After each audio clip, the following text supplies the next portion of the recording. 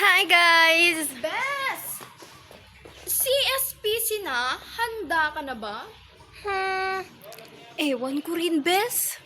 Alam niyo ba na ang Congressional Secondary Press Conference or CSPC ay hindi lang basta-basta isang patimpalak? Oo nga, Bes. Ito ay isang programa para sa mga estudyanteng mamamahayag na nagtipon-tipon na may hilig sa pagsusulat, pag-uulat, at pagpupuyat.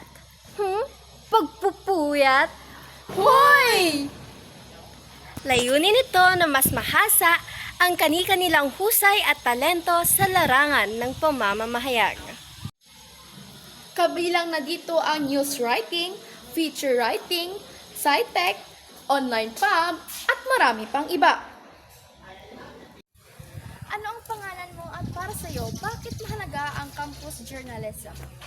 Ako po si Micaela Ann Oribe at para po sa akin mahalaga yung campus journalism kasi ito po yung nagsisilbing training ground ng mga kabataan upang mas lalong mahasa ang kanilang mga husay at galing at mga talento pagdating po sa larangan ng journalismo.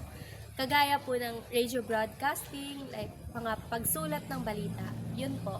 Para po sa akin, napakahalaga ng campus journalism.